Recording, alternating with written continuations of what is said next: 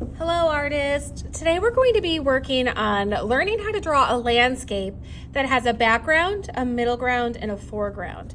I'm going to teach you to draw one today inspired by our inspirational artist, Jen Rainey, and I'd like you to draw along with me. We're going to start by drawing the background of our picture, and we're going to draw some simple mountains.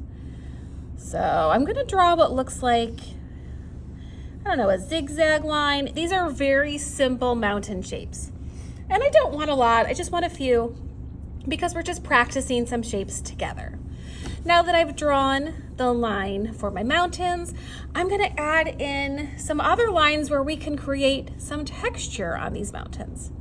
I'm gonna start at the peak of each mountain, which is the highest point, and I'm gonna draw down from every single peak, a couple of inches, in the center of my mountains. I'm going to connect these lines to the valley or the lowest part of the mountain.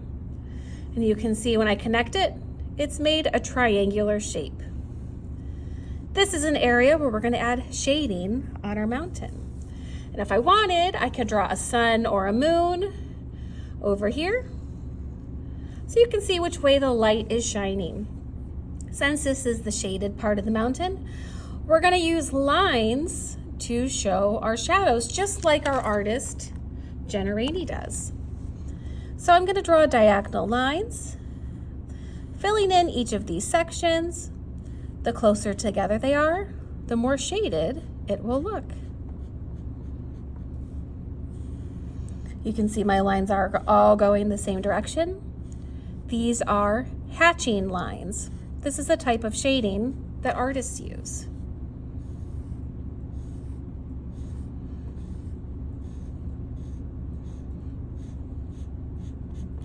So now that I've filled in the shaded part of the mountain, I'm going to come down to our middle ground. And I'm going to show that by drawing a line across the page. This is our horizon line. We talked about that when we looked at the parts of a landscape. I'm going to connect this line to the side of my page, probably about halfway down. You can see I've made this triangular shape of land. This is our middle ground. And then I'm going to come down to our foreground, and you can see we've got kind of a raised layer here. And I'm going to do that by drawing a curved line from my middle ground down to the bottom of my page. Yours can look different than mine. This is just one way to draw.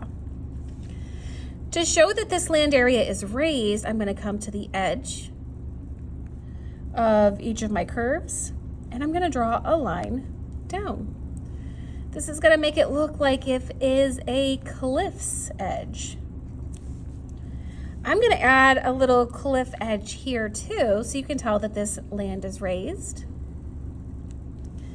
I'm going to draw a straight line across, and then my hatching lines inside of that area as well. Now that I have my 3 areas of land, I can focus on some more of the details. This is a water in our inspiration picture, so I'm going to add some lines that are flowing just to make it look like this is some flowing icy water. Maybe you want to add some chunks of ice in your river. And you can do that by drawing little rectangles, giving them a little bit of an edge, and then showing your hatching lines on that as well. This can look like a little chunk of ice floating down my river. Now that I've done that, the next thing I want to show you to do is how to draw some very simple trees. And these trees are going to be wonderful for printmaking, which is what we're doing in our project. So I'm going to draw a few trees in the middle ground, and I'm going to start by drawing a straight line down. And then I'm just going to draw back and forth up each of these tree stumps, or tree trunks, I should say. And you can see it's almost in a triangular shape. The branches get narrower at the top and wider at the bottom. I'm going to do a few more.